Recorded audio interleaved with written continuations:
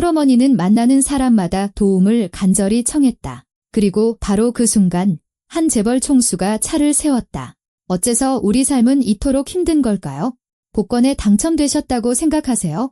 하룻밤 만에 모든 것을 바꾸는 결정들이 있다.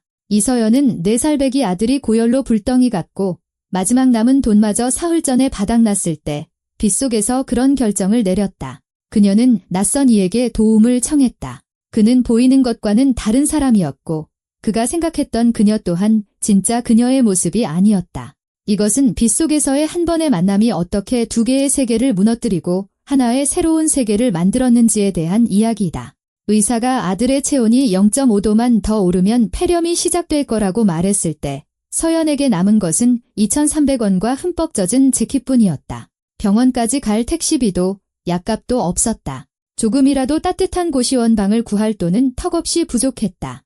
4살배기 아들 민준이는 뜨거운 손으로 엄마의 목을 감싸 안은 채 어깨에 대고 기침을 해댔다. 나이는 4살이었지만 몸무게는 3살 아이 같았다. 서연은 얼굴을 때리는 차가운 비바람으로부터 아들을 지키려는 듯 더욱 세게 아이를 끌어안았다. 빗물은 목덜미로 흘러내렸고 운동화는 완전히 젖었으며 머리카락은 축축한 밧줄처럼 변해버렸다. 엄마, 추워요. 민준이가 속삭였다. 그 쉰 목소리에 서연의 심장은 쿵 하고 내려앉았다. 알아, 아가. 이제 괜찮아질 거야.의 그녀는 거짓말을 했다. 괜찮아질 리 없었다. 그들은 강남의 최고급 레스토랑 더 팰리스 앞에 서 있었다. 저녁 식사 한 끼 값이 그녀가 예전 직장에서 한 달 내내 벌던 돈보다 더 비싼 곳이었다. 해고당하기 전, 집주인에게 월세를 못 내 쫓겨나기 전, 민준이가 아프고 병원 갈 돈마저 없어지기 전의 이야기였다. 서연은 구걸을 하지는 않았다. 그럴 수는 없었다. 길 위에서의 매 순간이 아들을 폐렴으로 몰아가고 있는 지금조차 그녀는 손을 내밀어 돈을 달라고 할 수는 없었다. 하지만 잠시 비를 피할 곳을 부탁할 수는 있었다. 레스토랑 문이 열리며 따뜻한 공기가 비싼 음식과 와인 냄새와 뒤섞여 쏟아져 나왔다. 흠잡을 데 없는 어두운 코트를 입고 손에 우산을 든 키 큰 남자가 걸어 나왔다. 그는 잠시 멈춰서서 휴대폰을 꺼냈고 가로등 불빛이 그의 얼굴을 비췄다. 날카로운 윤곽, 피곤한 눈, 그리고 주변의 모든 것에 무감각해진 듯한 표정. 서연은 한 걸음 앞으로 나섰다. 저기요, 목소리가 갈라졌다. 그녀는 침을 삼키고 억지로 더 크게 말했다. 정말 죄송합니다. 돈은 필요 없어요. 그냥 하룻밤만 지낼 곳이 필요해서요. 아들 열이 39도인데 여기서 더 오르면 폐렴이 온대요.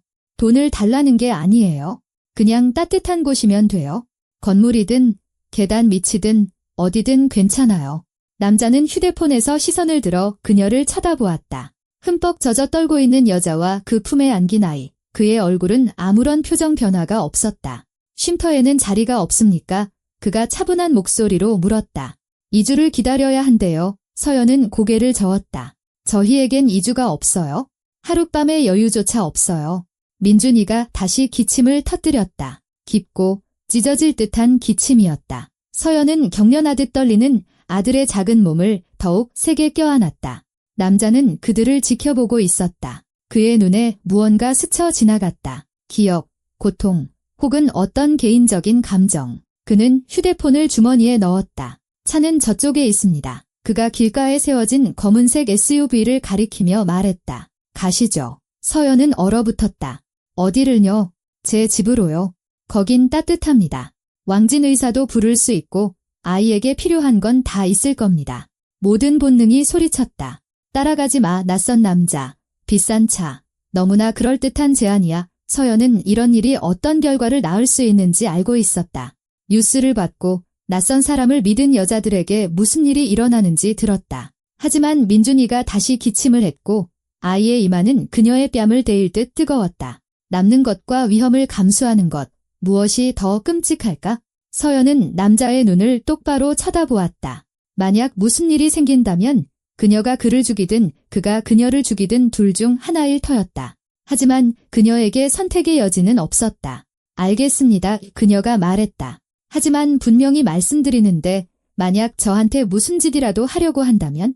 그럴 일 없습니다. 그가 차분하게 말을 잘랐다. 제 이름은 박진우입니다. 여기 제 명함입니다. 회사 주소와 연락처가 있습니다. 경찰에 신고하고 싶으면 하세요. 하지만 우선 아이부터 따뜻하게 합시다. 그가 명함을 내밀었다. 서연은 젖은 손가락으로 명함을 받아 가로등 불빛에 비춰보았다. JW 그룹 대표이사 박진. 그녀는 명함을 주머니에 쑤셔 넣고 그를 따라 차로 향했다. SUV 내부는 가죽 시트와 비싼 향수 냄새로 따뜻했다. 서연은 조심스럽게 민준이를 뒷좌석에 앉히고 젖은 재킷을 벗겼다. 아이는 몸을 웅크린 채 금세 잠이 들었다. 박진우는 운전석에 앉아 히터를 최대로 켜고 차를 돌렸다. 아이는 몇 살입니까? 그가 백미러를 보며 물었다. 4살이요. 열은 언제부터 났죠? 어젯밤부터요. 처음엔 37.5도였는데 아침엔 38.2도, 지금은 39도예요. 해열제는 오늘 낮에 마지막 한 알을 먹였어요. 더는 없어요? 진우는 고개를 끄덕이고 휴대폰을 꺼내 번호를 눌렀다. 김 원장, 나 박진우일세. 수학과 의사가 필요해. 급하게 우리 집으로 좀 와주게. 4살 아이인데 열이 39도고 기침을 해. 그래, 지금 바로. 고맙네. 그는 전화를 끊고 백미러로 서연을 보았다. 의사는 20분 안에 도착할 겁니다. 우리는 15분이면 도착하고요. 서연은 아무 말도 할 수 없어 그저 고개를 끄덕였다. 그녀는 감은 눈과 붉게 달아오른 뺨의 민준이를 보며 지난 사흘 만에 처음으로 희망이라는 것을 품어보았다. 차는 밤의 도시를 질주했다. 지붕 위로 빗방울이 부딪혔다. 히터가 윙윙거리며 실내를 온기로 가득 채웠다. 서연은 눈꺼풀이 무거워지는 것을 느꼈다. 이틀을 꼬박 세웠고 사흘을 제대로 먹지 못했다.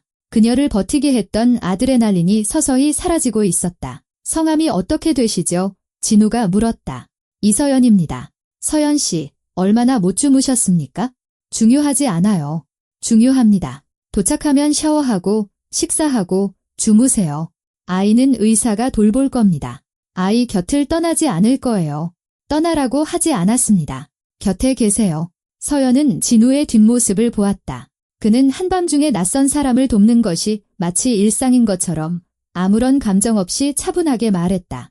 왜 이러시는 거예요? 그녀가 조용히 물었다. 진우는 잠시 침묵했다. 몇 초간 도로를 응시하던 그가 대답했다. 아주 오래전 제가 당신 아들 같았을 때가 있었습니다. 그때 누군가 제 어머니를 도와주셨죠. 그분이 아니었다면 지금의 저도 없었을 겁니다. 그 후로 둘은 더 이상 대화하지 않았다. 15분 후 차는 유리 외벽의 초고층 빌딩 앞에 멈췄다. 진우가 차에서 내려 뒷문을 열고 조심스럽게 민준이를 안아 들었다. 아이는 깨지 않고 그저 작게 칭얼거리며 그의 어깨에 얼굴을 묻었다. 따라오시죠. 서연은 그를 따라 대리석 바닥과 거울로 된 로비를 지나 금빛 버튼이 달린 엘리베이터에 탔다. 엘리베이터는 소리 없이 올라갔다. 서연은 거울에 비친 자신의 모습을 보았다. 젖은 머리, 눈 밑으로 번진 마스카라, 더러운 재킷, 노숙자가 따로 없었다. 아니, 그녀는 정말 노숙자였다. 길 위에서의 사흘이 그녀를 이렇게 만들었다. 엘리베이터 문은 아파트 내부로 바로 열렸다. 서연은 안으로 들어서다 그대로 멈춰섰다. 펜트하우스는 거대했다. 바닥부터 천장까지 이어진 통유리창 너머로 도시의 야경이 한눈에 들어왔다. 하얀 벽, 미니멀한 가구, 값비싼 그림들, 그리고 그녀의 젖은 운동화가 더러운 자국을 남기고 있는 대리석 바닥. 진우는 한 방으로 들어갔고 서연은 그를 따랐다. 방은 작지만 아늑했다. 침대와 옷장, 도시가 내다보이는 창문. 진우는 조심스럽게 민준이를 침대에 눕히고 담요를 덮어주었다. 욕실은 저쪽입니다. 그가 문을 가리켰다. 수건은 옷장 안에 있고 마른 옷도 있을 겁니다. 의사는 곧 도착할 거예요. 서연은 방 한가운데 서서 무엇을 해야 할지 몰랐다. 이 모든 것이 너무 비현실적이고 너무 좋았으며 너무 의심스러웠다. 왜 결혼 안 하셨어요? 그녀의 입에서 불쑥 말이 튀어나왔다. 진우가 돌아보았다. 네, 반지가 없으시네요. 집도 인테리어는 멋지지만 차가운 느낌이고요. 혼자 사시는 것 같은데 왜죠? 그는 오늘 저녁 처음으로 희미하게 웃었다. 너무 많이 일하고 너무 적게 살아서요. 만족스러운 대답입니까? 아니요. 그럴 줄 알았습니다. 샤워부터 하세요. 옷을 가져다 드리겠습니다. 그는 문을 닫고 나갔다. 서연은 민준이에게 다가가 이마를 만져보았다. 여전히 뜨거웠다. 하지만 이곳은 따뜻했다. 침대가 있었고 곧 의사가 올 것이다. 그녀는 부러진 손톱과 때가 낀 자신의 손, 거리에 냄새가 배어있는 젖은 재킷, 대리석 바닥에 물을 뚝뚝 흘리는 운동화를 내려다보았다. 그녀는 이 살균된 세상 속의 더러운 얼룩이었고 가난 그 자체보다도 이 느낌이 더 싫었다. 서연은 옷을 벗어 욕실 바닥에 내려놓고 뜨거운 물줄기 아래 섰다. 물이 피부를 데우며 지난 며칠간의 더러움과 빗물, 굴욕을 씻어냈다. 그녀는 물이 식을 때까지, 마지막 남은 자존심마저 때와 함께 씻겨 내려갈 때까지 샤워기 아래 서 있었다. 욕실에서 나왔을 때 침대 위에는 옷가지가 놓여 있었다. 운동복 바지, 티셔츠, 따뜻한 후드티, 모두 깨끗하고 부드러웠으며 세제 냄새가 났다. 서연이 옷을 입자 문에서 노크 소리가 들렸다. 들어오세요. 문이 열리고 희끗희끗한 귀밑머리와 선한 눈매를 가진 50대 남자가 진료 가방을 들고 들어왔다. 소아과 전문의 김현수입니다. 그가 자신을 소개했다. 아이를 좀 봐도 될까요? 서연은 고개를 끄덕이며 비켜섰다. 의사는 민준이에게 다가가 조심스럽게 깨워 진찰을 시작했다. 청진기를 대고 목을 보고 체온을 쟀다. 민준이는 칭얼거리면서도 얌전히 있었다. 기관지염입니다. 의사가 마침내 말했다. 초기 단계네요. 하루 이틀만 더 길에 있었더라면 폐렴이 왔을 겁니다. 정말 제때 오셨어요. 항생제와 해열제, 기침 시럽을 처방하겠습니다. 사흘 정도 지나면 나아질 겁니다. 그는 가방에서 약을 꺼내 복용량을 적어주었다. 첫 번째 약은 지금 먹이고 나머지는 이대로 따라주세요. 그리고 가장 중요한 건 따뜻하게 해주고 푹 쉬게 하고 물을 많이 마시게 하는 겁니다. 감사합니다. 서연이 숨을 내쉬었다. 의사가 미소를 지었다. 박 대표님께 감사하셔야죠. 그냥 지나치는 분이 아니시니까요. 그는 민준이에게 약을 먹이고 가방을 챙겨 떠났다. 서연은 아들 옆 침대 가장자리에 앉았다. 민준이는 이미 잠들고 있었다. 해열제가 효과를 보이기 시작한 것이다. 그녀는 아들의 숨소리가 고르게 변하는 것을 들으며 머리를 쓰다듬었다. 똑똑, 노크 소리가 났다. 들어오세요. 진우가 쟁반을 들고 들어왔다. 죽 한 그릇과 빵, 그리고 차였다. 식사하셔야 합니다. 그가 침대 옆 탁자에 쟁반을 놓으며 말했다. 배 안 고파요. 사흘을 굶으셨잖습니까?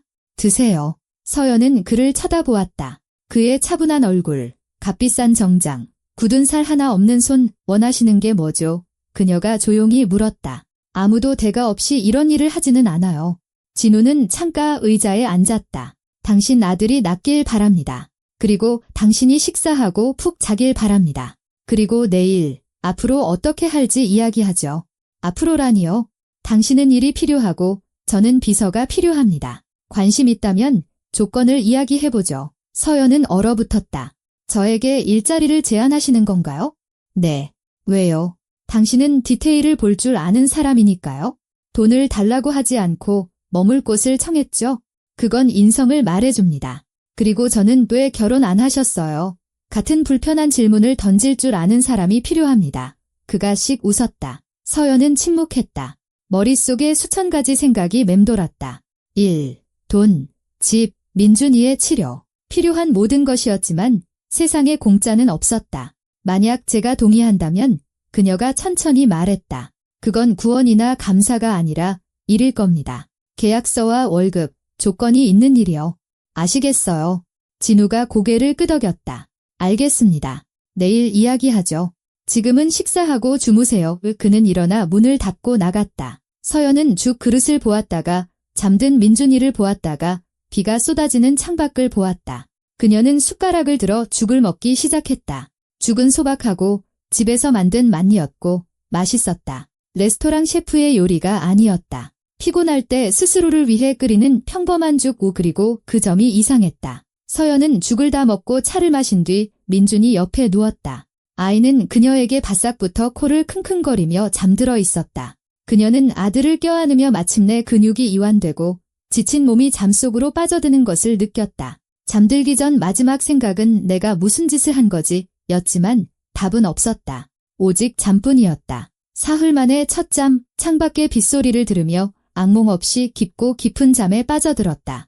몇 초간 그녀는 자신이 어디에 있는지 파악하려 애쓰며 꼼짝 않고 누워 있었다. 부드러운 침대, 따뜻한 이불, 고요함, 골판지 지붕 위로 떨어지는 빗소리도, 윙윙거리는 바람소리도, 뼛속까지 파고드는 추위도 없었다. 그녀는 눈을 떴다. 하얀 천장, 아침 도시가 내다보이는 통유리창, 옆에서 잠든 민준이 어젯밤의 일이 한꺼번에 떠올랐다. 비, 레스토랑, 낯선 남자, 의사, 그리고 일자리 제안. 서연은 조심스럽게 아들의 품에서 빠져나와 침대에 앉았다. 민준이는 평온하게 고른 숨을 쉬며 자고 있었다. 이마는 시원했다. 열이 내렸다. 그녀는 확인하듯 아들의 이마를 다시 만져보았다. 그래, 정상 체온이었다. 항생제가 효과가 있었다. 서연은 일어나 창가로 다가갔다. 도시가 그녀의 발밑에서 깨어나고 있었다. 차들이 대로를 기어가고 사람들은 출근을 서둘렀다. 삶은 제 갈 길을 가고 있었고 그녀는 낯선 남자의 펜트하우스에서 남의 옷을 입고 돈 한 푼 없이 아픈 아이와 함께 서 있었다. 문을 두드리는 소리에 그녀는 돌아섰다. 들어오세요. 문이 열리고 단정한 정장 차림에 깔끔한 머리를 한 사무적인 표정의 40대 여성이 들어왔다. 좋은 아침입니다. 저는 최 여사라고 합니다. 박 대표님 댁의 가사 도우미입니다. 대표님께서 아침 식사가 준비되었다고 전해달라 하셨습니다. 두 분께서 준비되시면 식당으로 오시면 됩니다. 서연은 고개를 끄덕였다. 감사합니다. 곧 가겠습니다. 최 여사는 비난하는 것은 아니었지만 날카롭게 그녀를 훑어보고는 나갔다. 서연은 민준이를 깨웠다. 아이는 눈을 뜨고 기지개를 켜며 웃었다. 엄마, 우리 어디예요? 우리를 도와주신 좋은 아저씨 댁이야. 어제 비 왔던 거 기억나? 민준이는 고개를 끄덕였다. 이제 거의 안 아파요. 그래도 약은 먹어야 해. 그녀는 옷장에서 찾은 깨끗한 옷으로 아들을 갈아입혔다. 마치 그들을 위해 특별히 사온 듯한 아이 옷이었다. 이 점이 불안했다. 박진우는 그들의 등장을 얼마나 미리 계획했던 걸까? 서연은 민준이의 손을 잡고 방을 나섰다. 복도는 넓은 거실로 이어졌고 자연스럽게 식당으로 연결되었다. 어두운 색의 커다란 나무 식탁에는 박진우가 노트북과 커피잔을 앞에 두고 앉아 있었다. 그는 비즈니스 정장을 입고 있었고 머리는 단정했으며 얼굴에는 어제와 같은 차분한 표정이 있었다. 그는 고개를 들어 그들을 보고는 노트북을 덮었다. 좋은 아침입니다. 몸은 좀 어떻습니까? 좋아졌어요. 서연이 대답했다. 열은 없어요. 잘 됐군요. 앉으시죠. 아침 식사는 간단합니다. 죽, 계란말이, 토스트, 과일, 최 여사님 음식 솜씨가 좋습니다. 서연은 맞은편에 앉고 민준이를 옆에 앉혔다. 식탁 위에는 정말로 소박한 아침 식사가 차려져 있었다. 진수성찬도 특별한 요리도 아닌 평범한 음식이었다. 민준이는 곧장 토스트에 손을 뻗었다. 서연은 아들에게 주스를 따라주고 죽을 덜어주었다. 천천히 먹어 그녀가 일러주었다. 진우는 커피를 마시며 그들을 바라보았다. 잘 주무셨습니까? 네, 좋습니다. 아침 식사 후의 일에 대해 이야기하고 싶습니다. 아직 제 제안에 관심이 있다면 말이죠. 서연은 포크를 내려놓았다. 그 전에 먼저 이해하고 싶은 게 있어요. 왜 옷장에 아이 옷이 있었죠? 저희가 올 걸 미리 알고 계셨나요? 진우는 희미하게 웃었다. 아니요. 어젯밤 당신이 샤워하는 동안 최 여사님께 필요한 것들을 사다 달라고 부탁했습니다. 그분이 일 처리가 빠르시거든요. 그럼 제가 남을 거라고 확신하셨군요. 당신이 아들의 치료를 거부하지 않을 거라고 확신했습니다. 그건 다른 문제죠. 서연은 식탁 아래에서 주먹을 쥐었다. 지금 저를 조종하시는 건가요? 아니요. 선택권을 드리는 겁니다. 지금 당장 떠나셔도 좋습니다. 택시비와 한 달치 방세, 아들 약값은 제가 드리겠습니다. 저한테 빚진 건 아무것도 없습니다. 아니면 제 제안을 듣고 스스로 결정하셔도 됩니다. 서연은 그를 쳐다보았다. 그의 눈에는 동정심도 우월감도 없었다. 오직 평온함만이 있었다. 좋아요. 그녀가 말했다. 말씀하세요. 진우는 커피를 한 모금 마셨다. 개인 비서가 필요합니다. 단순한 비서나 실무 보조가 아니라 제가 놓치는 것을 볼 수 있는 사람이 필요합니다. 계약서를 검토하고 실수를 찾아내고 세부 사항을 통제할 사람이요. 일은 복잡하고 근무 시간은 불규칙하며 빠르게 배워야 합니다. 저는 비즈니스 경험이 없어요. 당신은 생존 경험이 있죠? 그게 더 가치 있습니다. 당신은 세부 사항을 파악하고 위험을 계산하고 위기 상황에서 결정을 내릴 줄 압니다. 어제 당신은 3초 만에 저를 평가했고 제 손과 옷, 태도를 살폈습니다. 그리고 결혼 반지가 없는 것을 알아챘고 올바른 질문을 던졌죠. 그게 바로 제가 필요한 겁니다. 서연은 침묵했다. 그의 말이 맞았다. 그녀는 정말로 그 모든 것을 알아차렸다. 조건은요. 수습 기간 동안 월 500만 원, 3개월 후에는 800만 원의 성과를 보이면 그 이상도 가능합니다. 거주지는 당분간 이곳 제 집의 별도 방에서 지내시면 됩니다. 아들 치료는 완치될 때까지 제가 책임지겠습니다. 근무 시간은 오전 9시부터 오후 6시까지지만 야근이 있을 수 있습니다. 주말은 쉽니다. 너무 좋은 조건이네요. 서연이 조용히 말했다. 대가로 뭘 원하시죠? 진우는 컵을 내려놓았다. 정직함. 실수를 보면 말하고, 동의하지 않으면 논리적으로 반박하고, 이해가 안 되면 질문하세요. 고개만 끄덕이는 사람은 필요 없습니다. 생각하는 사람이 필요합니다. 그게 전부입니다. 다른 조건은 정말 없나요? 그가 무슨 뜻인지 알아들었다. 없습니다. 저는 그런 사람이 아닙니다. 만약 언젠가 위협을 느낀다면 설명 없이 아무런 불이익 없이 떠나세요. 추천서와 당분간 지낼 돈은 드리겠습니다. 서연은 그의 눈을 들여다보며 거짓을 찾으려 애썼다. 하지만 거짓은 보이지 않았다. 오직 피로감뿐이었다. 어젯밤 빗속에서 보았던 바로 그 피로감. 왜 그렇게 피곤해 보이시죠? 그녀가 물었다. 진우는 쓴웃음을 지었다. 제가 없어도 돌아가는 사업을 만들었기 때문입니다. 중요한 것 외에는 모든 것을 가졌기 때문입니다. 그리고 당신의 입장이 어떤 것인지 기억하고 있기 때문입니다. 돕는 것이야말로 아직 의미가 남은 유일한 일이니까요. 서연은 고개를 끄덕였다. 좋아요. 해보겠습니다.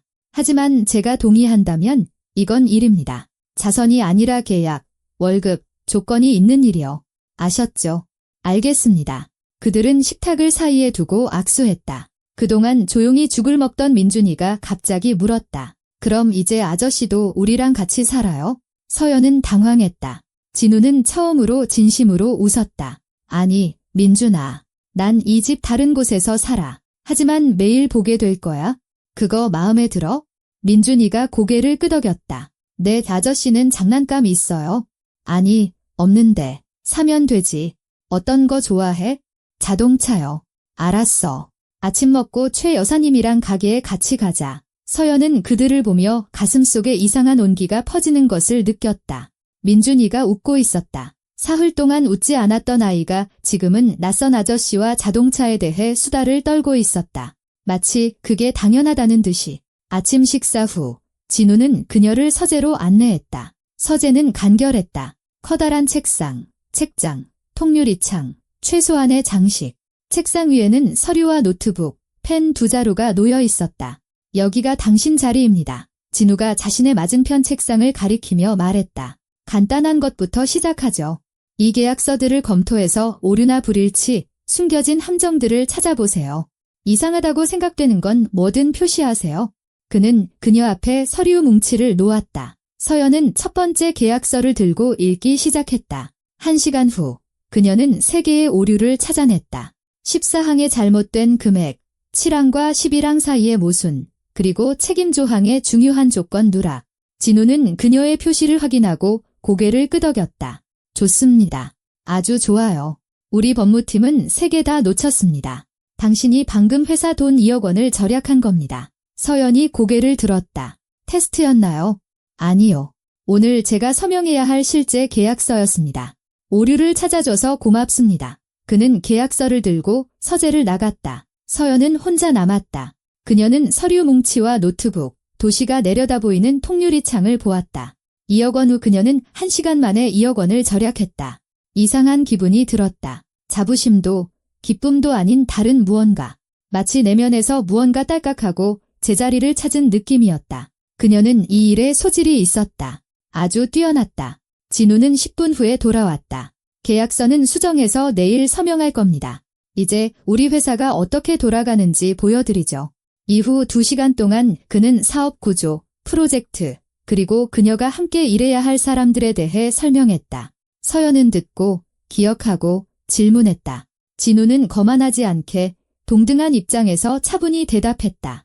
점심때가 되자 그녀의 머리는 정보로 가득 차 윙윙거렸다. 오늘은 이만하면 됐습니다. 진우가 말했다. 내일 계속하죠. 아들에게 가보세요. 서연은 고개를 끄덕이고 서재를 나섰다. 민준이는 거실에서 최 여사님과 함께 새 자동차 장난감을 가지고 놀고 있었다. 아이는 열중했고 행복했으며 건강했다. 서연은 아들 옆에 앉아 그를 껴안았다. 아이는 놀이를 멈추지 않은 채 그녀에게 기댔다. 엄마, 이제 우리 여기서 살아요. 당분간은. 그 다음엔요. 그 다음엔 우리 집을 찾을 거야. 진우 아저씨도 우리랑 같이 살 거예요. 서연은 멈칫했다. 아니야, 아가. 진우 아저씨는 따로 살아. 아쉽다. 좋은 분인데. 서연은 대답하지 않았다. 그녀는 아들의 만족스러운 얼굴, 새 장난감, 따뜻한 방을 보았다. 그리고 사흘 만에 처음으로 이런 생각을 해보았다. 어쩌면 정말 잘 될지도 몰라.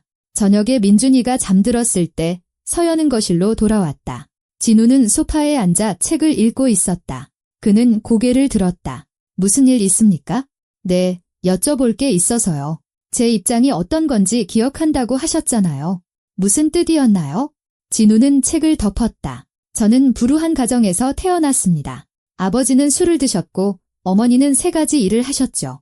8살 때 집을 잃었습니다. 어머니는 교회, 쉼터, 길거리에서 모든 사람에게 도움을 청했습니다. 한 분이 저희에게 하룻밤 묵을 곳을, 그리고 일자리를, 그리고 기회를 주셨습니다. 가진 것이라고는 누군가 그냥 지나치지 않을 거라는 희망뿐일 때의 그 기분을 기억합니다. 서연은 침묵했다. 그분은 5년 전에 돌아가셨습니다. 진우가 말을 이었다. 은혜를 갚을 기회를 놓쳤죠. 하지만 이렇게 다른 사람들을 도우면서 그분께 감사할 수는 있습니다. 이건 이타주의가 아니라 빚을 갚는 겁니다. 그럼 저는 당신의 빚이군요. 아니요. 당신은 제 비서입니다. 빚은 어제 제가 당신을 데려왔을 때였죠. 오늘부터 당신은 이미 일하고 있습니다. 서연은 고개를 끄덕였다. 솔직하게 말씀해 주셔서 감사합니다. 천만에요. 그녀는 돌아서서 가려다가 멈춰섰다. 대표님, 네. 실망시켜 드리지 않겠습니다. 그가 미소 지었다. 알고 있습니다. 서연은 방으로 돌아와 민준이 옆에 누워 눈을 감았다. 아주 오랜만에 그녀는 내일을 어떻게 버틸까가 아니라 내일은 무엇을 할 수 있을까를 생각하며 잠이 들었다. 이상하고 낯설었지만 좋은 느낌이었다. 창밖에서는 도시가 밤의 소음으로 가득했다. 어딘가에서는 사람들이 빗속에서 떨고 있었고 어딘가에서는 어머니들이 아픈 아이들을 안고 있었으며 어딘가에서는 누군가 도움을 청하고 있었다. 하지만 이곳, 잠시 그녀의 세상이 된 이 낯선 세상의 따뜻한 방 안은 조용했다. 그리고 서연은 가장 끔찍한 순간은 이제 지나갔을지도 모른다고 스스로 믿어보기로 했다. 어쩌면 2달이 흘렀다. 서연은 진우의 서재에 서서 방금 검토를 마친 재무보고서를 보고 있었다. 숫자가 맞지 않았다. 협력업체와 하청업체 간의 복잡한 거래 속에서 누군가 돈을 빼돌리고 있었다. 수십억은 아니었지만 수억 원 하지만 제대로 들여다보는 사람에게는 눈에 띌 만큼 충분한 액수였다. 바로 여기요. 그녀가 표의 한 줄을 가리켰다. 알파건설이 자재비로 2억 원을 청구했는데 시장 가격과 작업량을 비교해보면 실제 비용은 1억 3천만 원이에요. 차액이 7천만 원이죠. 지난 반년 동안 이런 항목이 9개나 있어요. 진우가 다가와 화면을 들여다보았다. 반년에 6억 3천만 원이군. 그가 계산했다. 1년이면 10억이 넘어. 네, 이건 한 업체에 불과해요. 다른 곳들도 확인해봤는데 비슷한 상황이에요. 대표님 부하 직원 중 누군가가 리베이트를 받고 있어요. 진우는 몸을 바로 세우고 미간을 문질렀다. 이 계약서들에 누가 서명했지? 서연이 다른 파일을 열었다.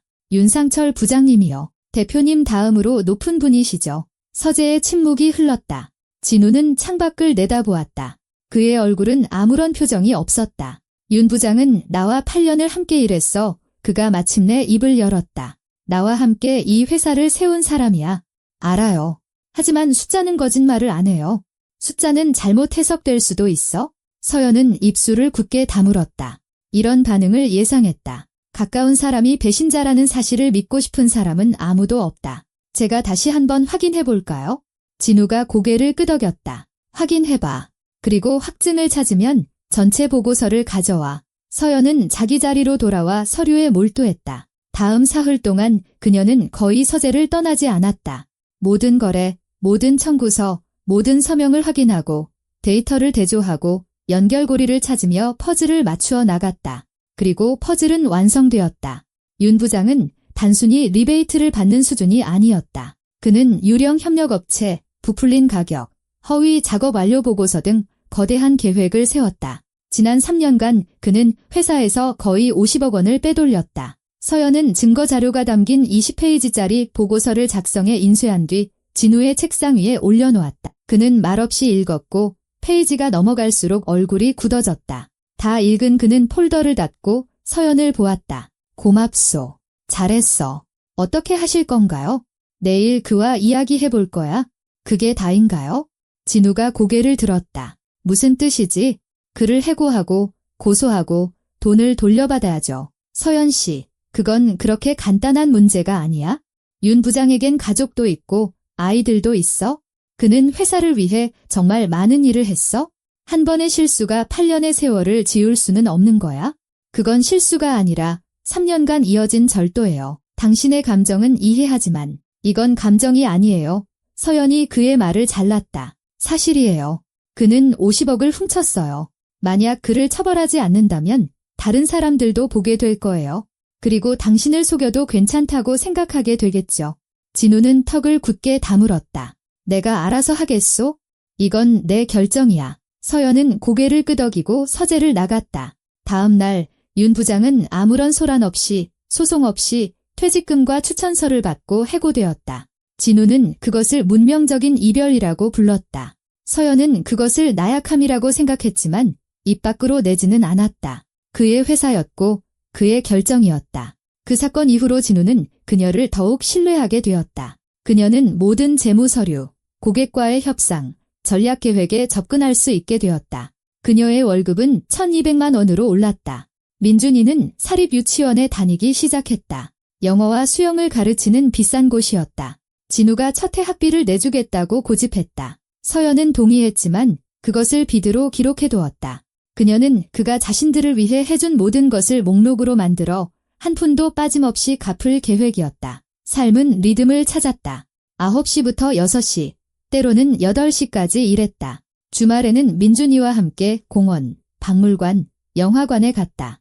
아들이 잠든 저녁에는 노트북 앞에 앉았다. 서연은 비즈니스에 관한 모든 것을 공부했다. 재무 관련 책을 읽고 강의를 보고 온라인 과정을 수강했다. 그녀는 그냥 좋은 비서가 아니라 대체 불가능한 존재가 되고 싶었다. 그리고 그녀는 해내고 있었다. 어느 날 저녁, 진우가 서연이 노트북을 들고 앉아있는 거실로 들어왔다. 아직도 일하는 겁니까? 새 공급업체와의 계약서를 검토하고 있어요. 내일 아침까지 답을 줘야 해서요. 오늘은 그만하는 게 어떻습니까? 벌써 10시가 넘었어요. 서연이 고개를 들었다. 대표님은 11시까지 일하시잖아요. 나에겐 4살짜리 아이가 없잖소. 아이는 자고 있고 저는 거의 다 끝냈어요. 진우는 맞은편 안락의자에 앉았다. 서연 씨, 너무 많이 일하고 있어요. 이건 건강하지 않은 리듬입니다. 전 괜찮아요. 아니, 당신은 번아웃되고 있어요. 내 눈에는 보여요. 서연은 노트북을 덮었다. 대표님, 정말 감사하게 생각해요.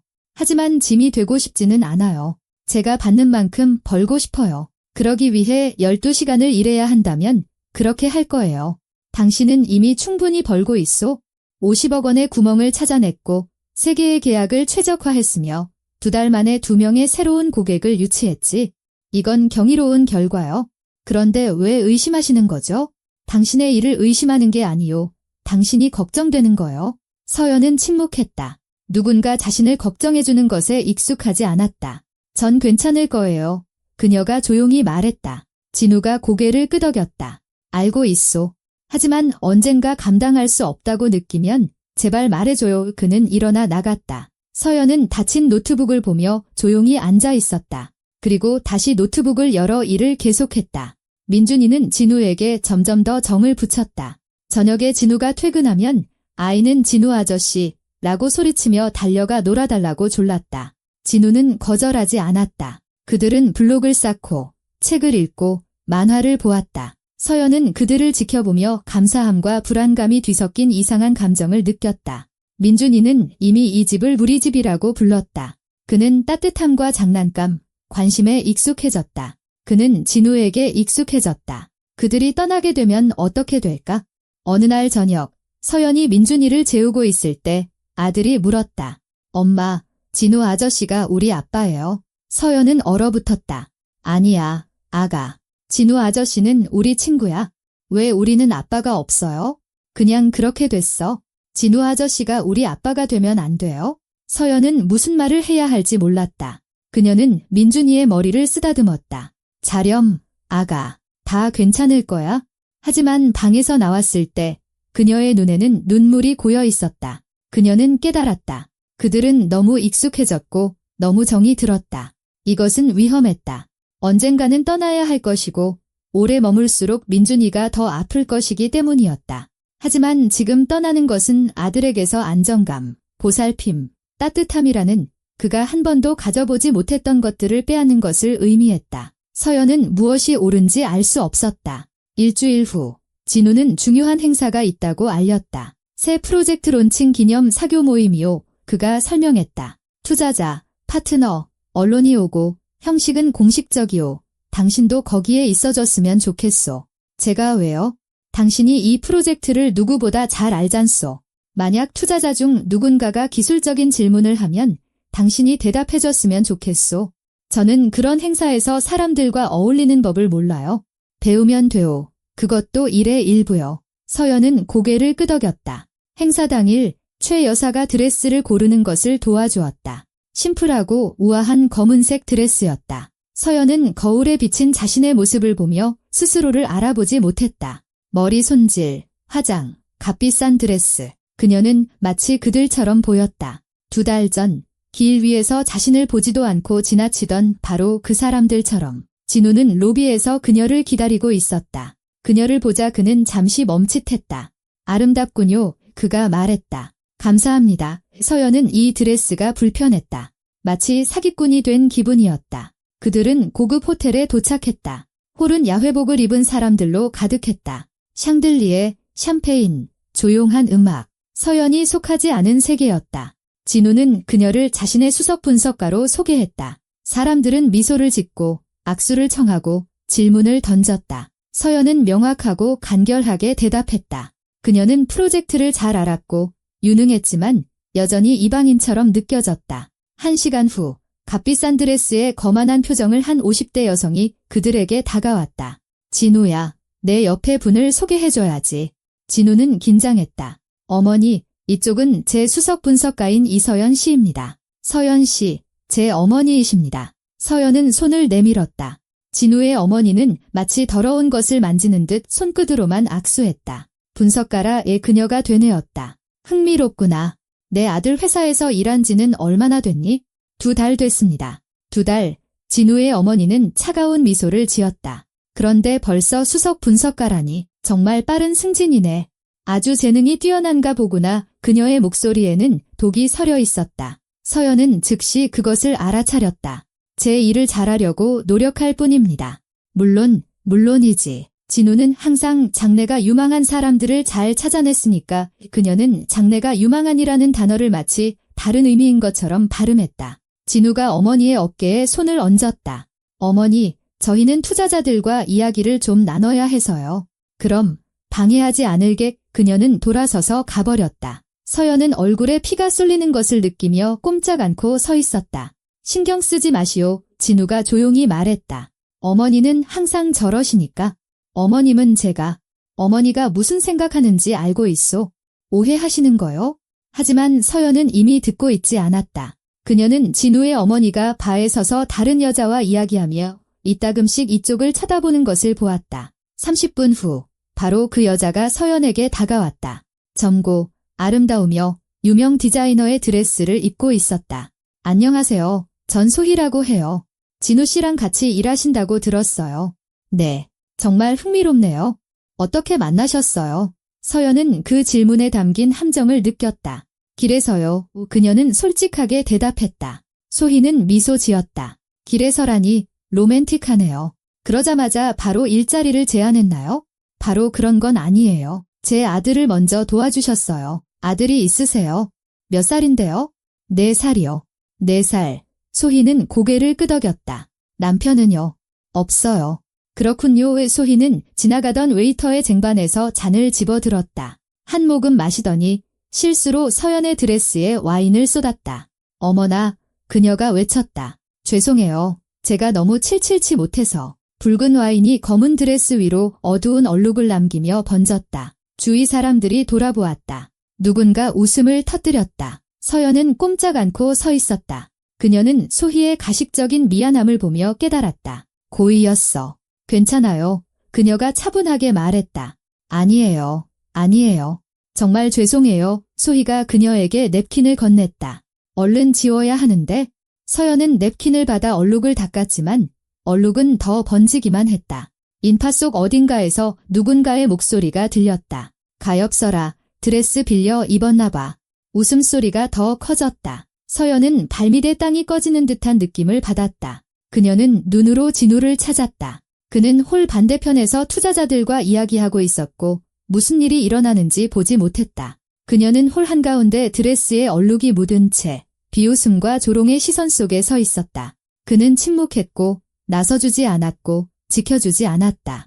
그저 보지 못했을 뿐이었다. 하지만 서연에게 그것은 중요하지 않았다. 그녀는 다시 아무것도 아닌 존재가 되었고 다시 빗속의 길거리에 서 있었으며 다시 도움을 청하고 있었다.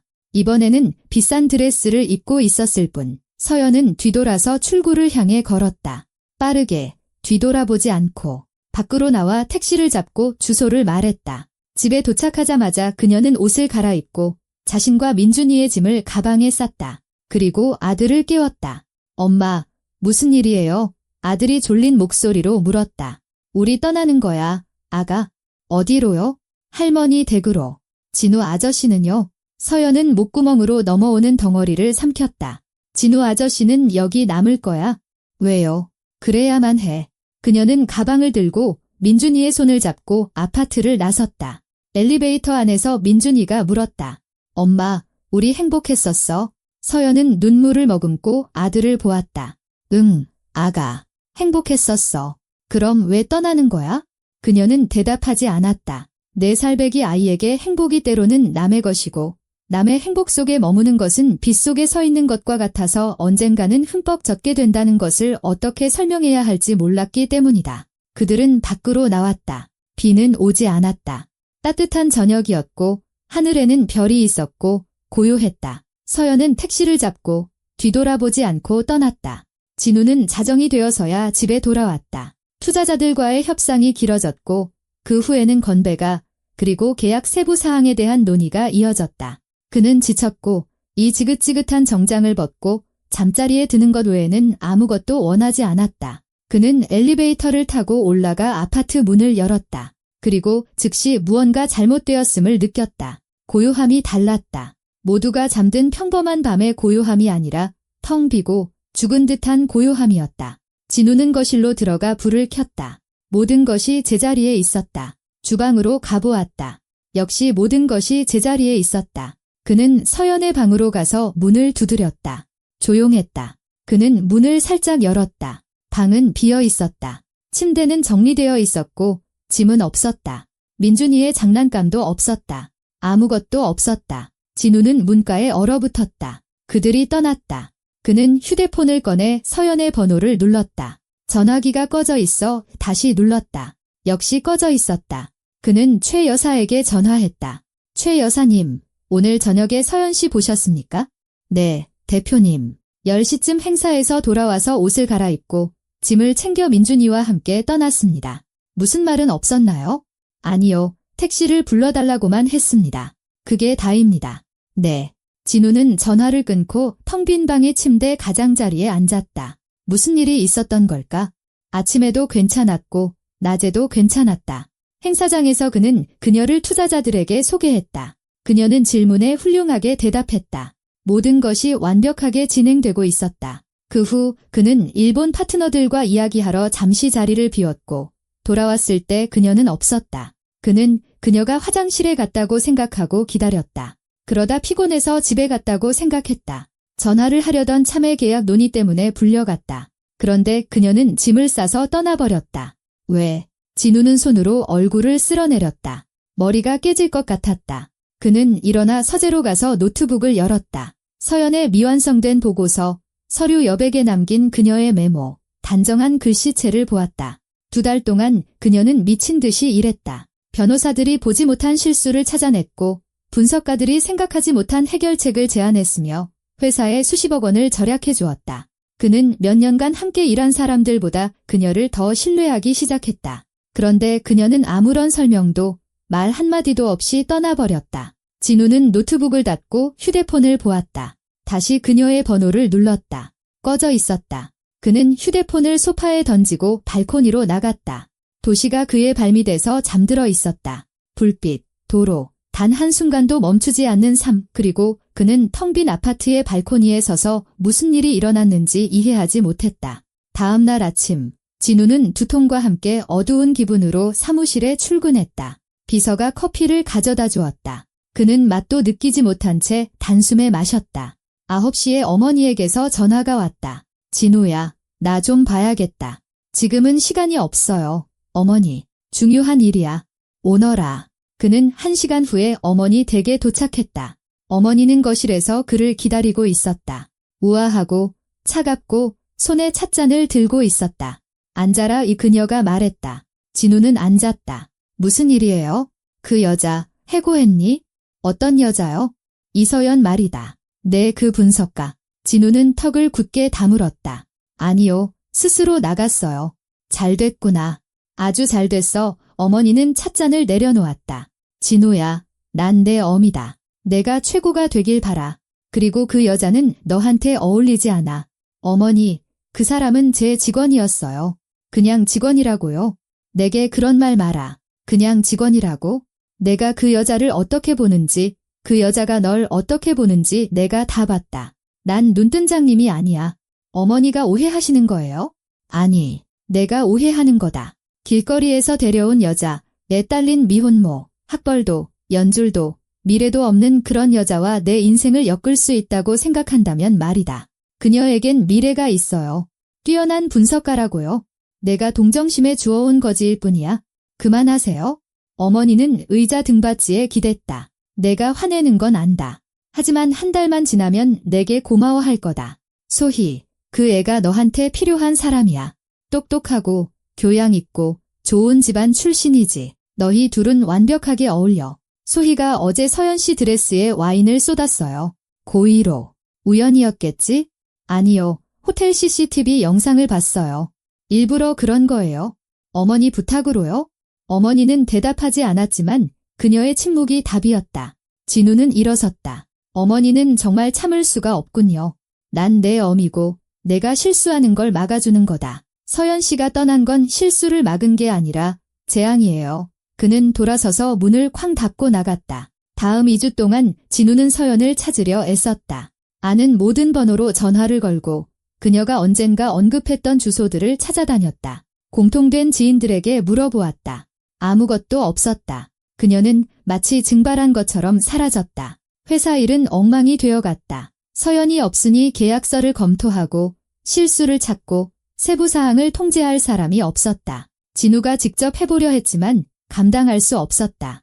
그는 독일 파트너와의 계약에서 중요한 조건을 놓쳤고 회사는 4억 원의 손실을 입었다. 투자자들은 질문을 던지기 시작했고 파트너들은 의심했으며 팀은 불안해했다. 그리고 진우는 서재에 앉아 맞은편의 텅 빈 책상, 서연이 일하던 그 자리를 바라볼 뿐이었다. 어느 날 저녁, 윤 부장 후임으로 온 새로운 부사장이 그를 찾아왔다.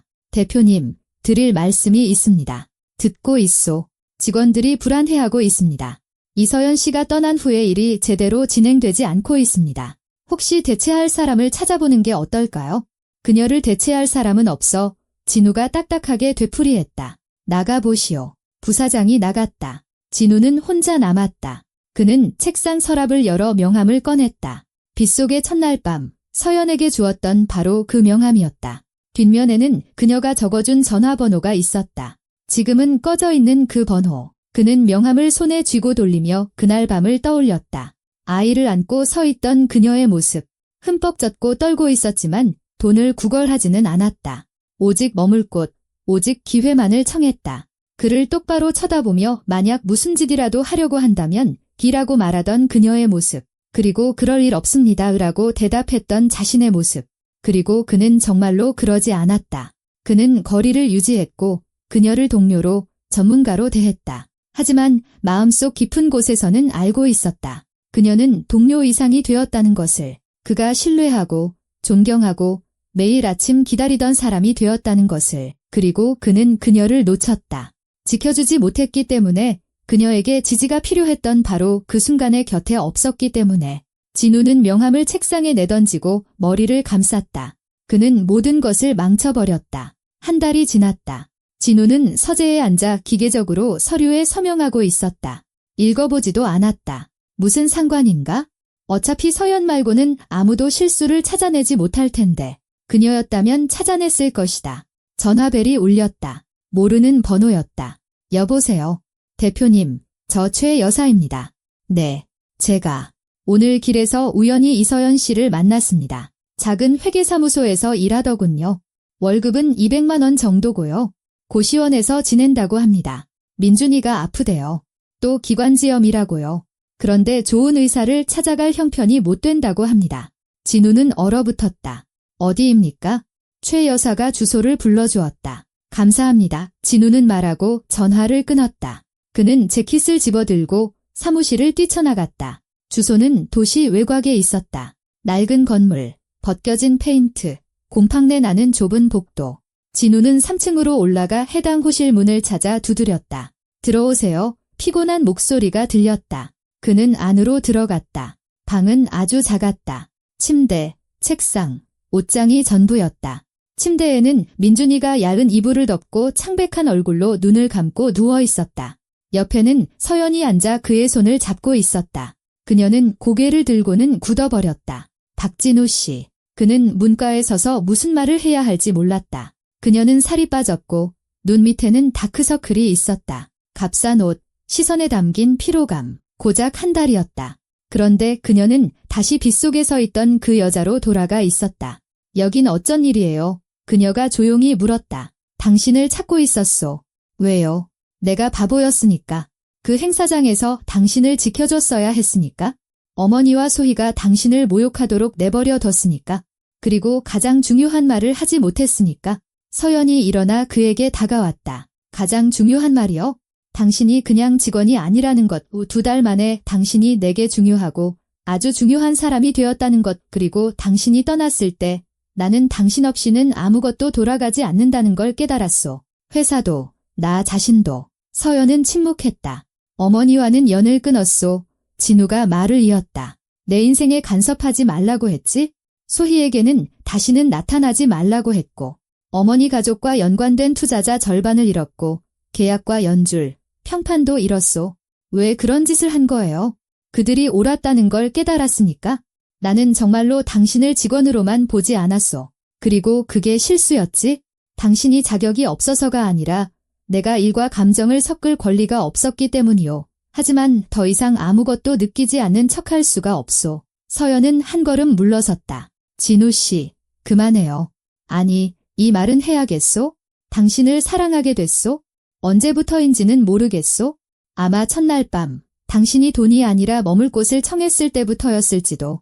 아니면 윤 부장의 비리를 찾아냈을 때, 아니면 민준이와 놀아주며 온 집안이 떠나가라 웃었을 때였을지도. 모르겠지만 그렇게 됐소. 당신은 저를 몰라요? 알아. 당신이 일이 끝나지 않으면 노트북 앞에서 잠든다는 걸 알고 빚 목록을 만들어서 한 푼까지 다 갚을 계획이라는 것도 알고 너무 많이 배신당해서 믿는 걸 두려워한다는 것도 알아. 그리고 내가 만난 그 어떤 사람보다도 당신이 강하다는 것도 알고 있소. 서연은 눈을 감았다. 진우 씨, 당신은 다른 세상 사람이에요. 당신 같은 사람들의 무리 속에서 그들이 나를 벌레 보듯 쳐다보고 등 뒤에서 수군거리는 소리를 듣고 누군가의 동정 때문에 내가 그 자리에 있다는 걸 아는 게 어떤 기분인지 당신은 이해 못해요. 그건 매일매일이 굴욕이에요. 그럼 내가 그 세상을 바꾸겠소? 아무도 감히 당신을 얕보지 못하게 만들겠소? 당신은 세상을 바꿀 수 없어요.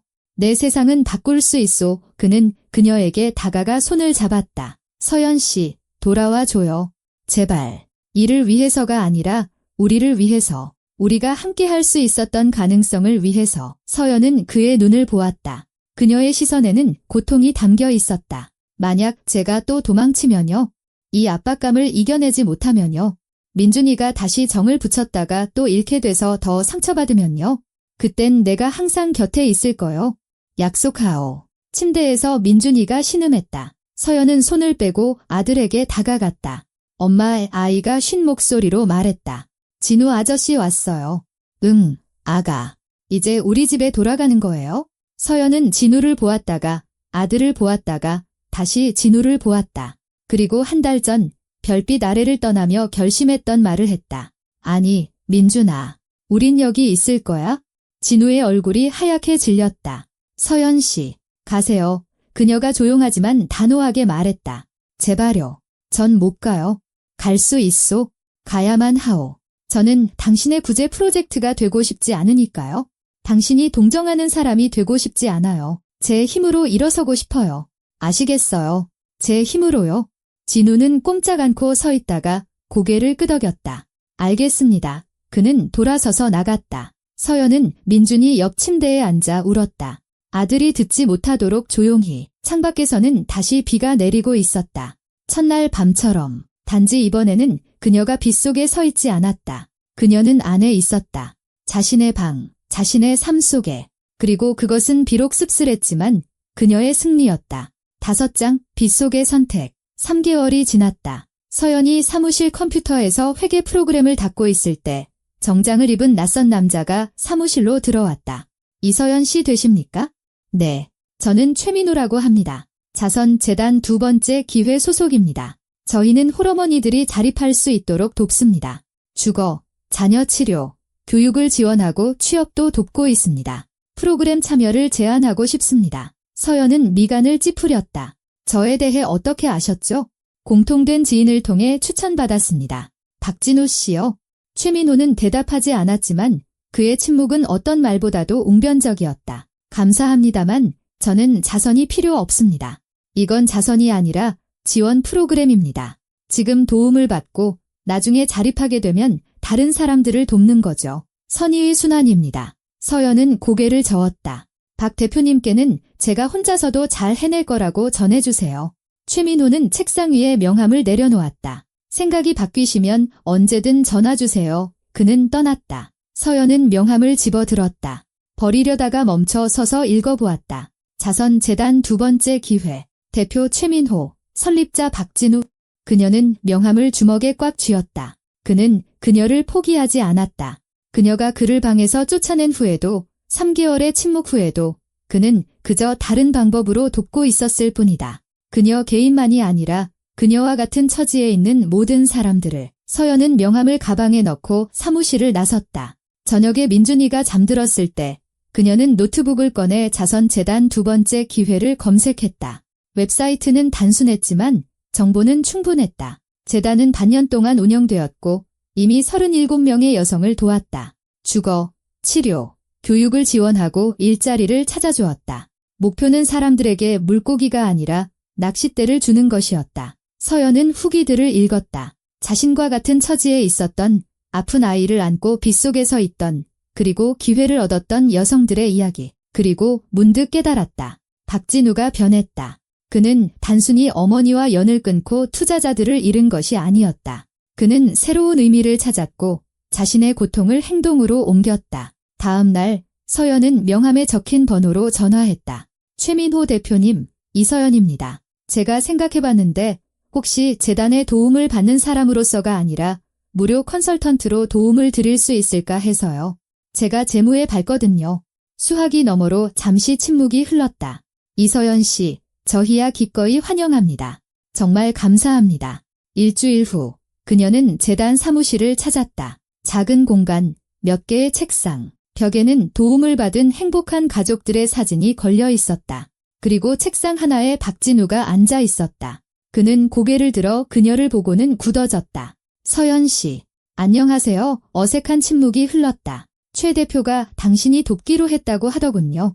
네, 재무 보고서를 확인하고 지출을 최적화하고 싶어서요.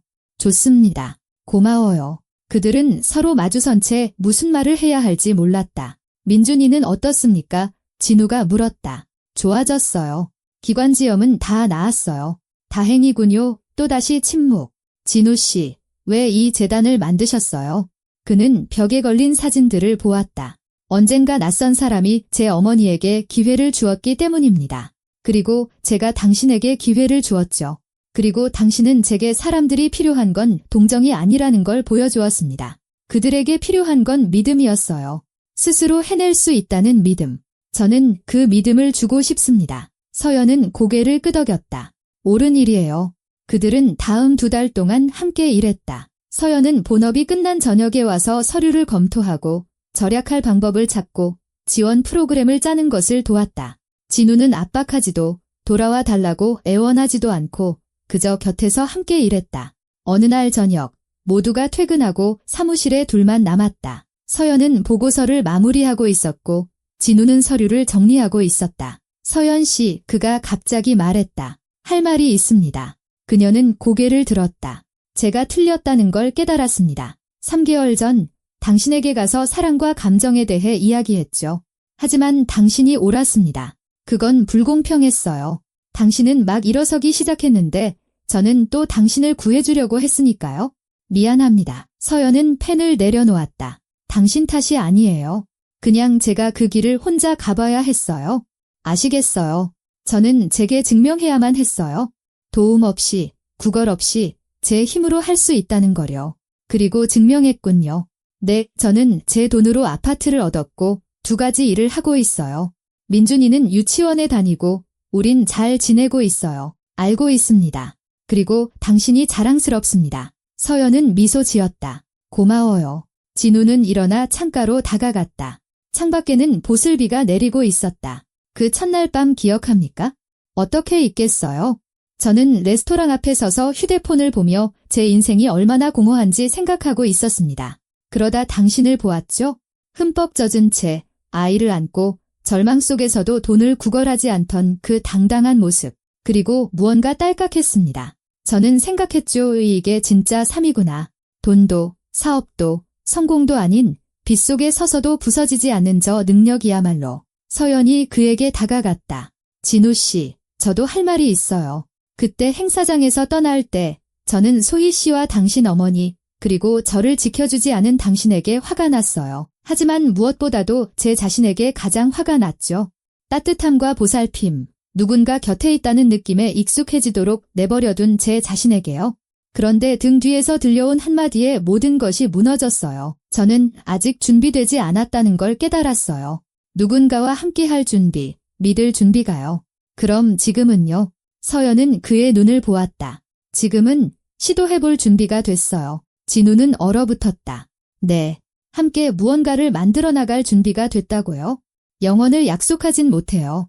쉽다고 약속하지도 못해요. 하지만 시도해볼 준비는 됐어요. 그는 그녀에게 다가가 손을 잡았다. 서연 씨, 확신합니까? 아니요. 하지만 이런 일에 확신하는 사람이 어디 있겠어요?